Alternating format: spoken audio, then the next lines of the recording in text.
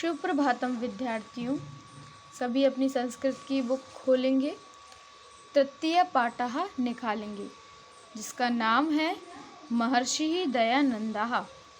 महर्षि दयानंद। भारतीय संस्कृतिः संसारस्य पुरातन संस्कृतिषु प्रधानतमा वर्तते। समये समये अनेके महापुरुषाः भारते अवतीर्य एताम् अस्मिन् देशीयां संस्कृतिः श्रेष्ठतायाः चरमसीमाः नीतवन्तः। महर्षि दयानंद तेषु प्रधानतमः उन्नायकः आसीत्। अस्मिन् पाठे महर्षि दयानन्दस्य जीवनचरित्रं प्रस्तुत्यते। क्या बोला है इसमें? भारतीय संस्कृति संसार की पुरानी संस्कृतियों में से सबसे मुख्य है। समय समय पर यहाँ पर अनेक महापुरुषों ने जन्म लिया है और हमारी भारत की संस्कृति को और श्रेष्ठ बनाया है। महर्षि दयानंद उनमें से एक हैं जिन्हें भारतीय संस्कृति में उन्नायक माना गया है। उन्नायक मतलब उन्नति करने वाले। अस्मिन् पाठे महर्षि दयानन्दस्य जीवन चरित्रम प्रस्तुते, और इस पाठ में महर्षि दयानंद के जीवन चरित्र को प्रस्तुत किया गया है। महर्षि दयानन्दस्य जन्मे गुर्जर प्रदेशे ब्राह्मण परिवारे फरवरी मासे 12 दिनाङ्के चतुर्विंशत्तर अष्टादशशतमे 12/2/1824 ईस्वीय वर्षे अभवत्। अस्य जन्मना मूलशङ्करः आसीत्।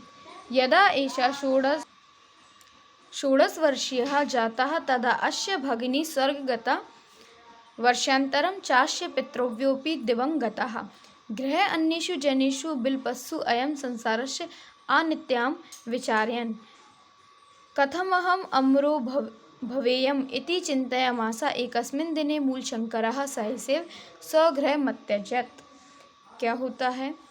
महर्षि दयानंद का जन्म गुर्जर प्रदेश में एक ब्राह्मण परिवार में 12 फरवरी 1824 ईस्वी में होता है। उनका जन्म का नाम क्या है? मूलशंकर। जब वे 16 वर्ष के थे तब उनकी भगिनी यानी कि बहन का स्वर्गवास हो गया, और उसके 3 वर्ष के अंदर ही उनके चाचा का भी स्वर्गवास हो गया। तो घर में सभी लोग विलाप कर रहे थे, दुख कर रहे थे। सभी लोग घर में विलाप कर रहे थे। तब महर्षि दयानंद ने सोचा कि ये संसार कितना अनियमितता है, मतलब कितनी अनसर्टेनिटी है इस संसार में। तो उन्होंने विचार किया कि वो कैसे अमर हो सकते हैं। इसी चिंता में ऐसा सोचकर वह एक दिन उन्होंने घर को त्याग कर दिया। ततौसु देशान्तरं विचरण व्याकरण वेदांतादि नैनिक शास्त्रीणि विशेषतः योग पद्धतिं च आशिक्षत। विचरण काले वह नर्मदा तीरे स्वामी पूर्णानंद सरस्वती सकात् संन्यास गृह्णात्। तदा एषः दयानंद सरस्वतीति नाम्ना प्रसिद्धः जातः। अनन्तरं मथुरा गत्वा प्रज्ञाचक्षुषा स्वामिनः विराजनन्दात् बहुविधानि शास्त्राणि अशिक्षत। विद्यासमाप्तौ गुरुस्तमादिशत् वत्सः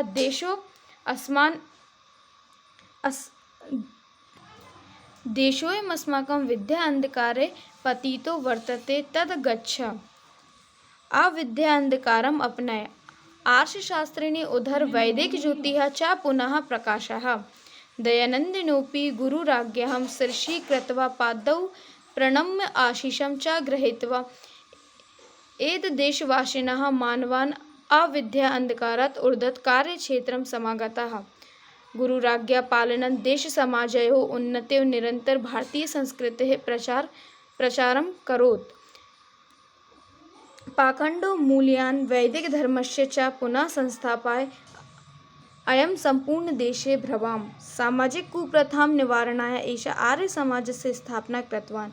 महर्षि विधवा अबलानां दलितवर्गाणां गवां च उद्धारे सदैव प्रयते। स्वतन्त्राय भावना अपि प्रथममने एव महर्षिणा अस्माकं हृदयेषु जागृता। नानाविधानि दुःखानि सोढवापि वायां न्यायं कृत्वा विमुखो जातः। योनास्य महापुरुषस्य ख्याति सर्वथा व्याप्त। इसका अर्थ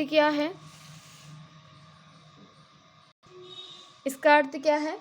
जब उन्होंने घर त्याग दिया तो उन्होंने देश विदेशों में घूमते हुए व्याकरण, वेद आदि और उन्होंने योग पद्धति की शिक्षा ग्रहण की। और भ्रमण करते करते एक दिन वो नर्मदा नदी के तीर पर उन्होंने स्वामी पूर्णानंद सरस्वती के साथ संन्यास ग्रहण कर लिया और उसी समय वो स्वामी दयानंद के नाम से प्रसिद्ध हुए। इसके उपरांत मथुरा जाकर ज्ञान नेत्र वाले स्वामी विरजानंद से विभिन्न तरीके के शास्त्र सीखे। उन्होंने किससे सीखे? ज्ञान नेत्र वाले स्वामी विरजानंद से उन्होंने कई प्रकार के शास्त्र की शिक्षा ग्रहण की। विद्या समाप्ति पर गुरु ने उनको आदेश दिया, बेटा हमारा यह देश अज्ञानता रूपी अंधकार में घिरा हुआ है, वहाँ जाओ और अज्ञानता रूपी अंधकार को दूर करो, लोगों को प्रकाश में लाओ। दयानंद ने गुरु की आज्ञा को स्वीकारा, उनके चरणों में प्रणाम किया और आशीर्वाद लेकर ग्रहण करके वे देशवासी मानवों को अज्ञान रूपी अंधकार से दूर करने के लिए निकल जाते हैं। और उन्होंने क्या कार्य प्रारंभ कर दिए कि अब वो लोगों को क्या करेंगे? अज्ञान रूपी अंधकार से बाहर लाएंगे और वेदों की ओर लौटाएंगे, लोगों को वेदों का ज्ञान देंगे। उन्होंने अपने गुरु की आज्ञा का पालन करते हुए देश समाज की उन्नति के लिए लगातार भारतीय संस्कृति का प्रचार प्रसार किया। पाखंड को दूर करने के लिए उन्होंने वैदिक धर्म का पुनः स्थापना की। जो पाखंड चल रहा है धर्म के नाम पर और लोग अलग, जैसे कि बहुत सारे चीज़ों में लोग गलत काम करने लग गए हैं, ठीक है, कोई मोरल वैल्यू नहीं है, तो स्वामी दयानंद ने क्या किया? इन सब की दोबारा स्थापना करने के लिए उन्होंने भारतीय संस्कृति का प्रचार प्रसार किया और वैदिक धर्म की पुनः स्थापना की। सामाजिक कुप्रथाओं को रोकने के लिए उन्होंने आर्य समाज की स्थापना की। जैसे हमारे समाज में बहुत सारी कुप्रथा थी, विधवा का दोबारा विवाह, अबला जो नारियां होती थी उन्हें जो सम्मान नहीं दिया जाता था, उनके प्रति, शिक्षा के प्रति उन्होंने क्या किया? आर्य समाज की स्थापना की। महर्षि विधवाओं, अबलाओं और दलित वर्गों, गायों के उद्धार के लिए सदैव प्रयत्न करते रहे।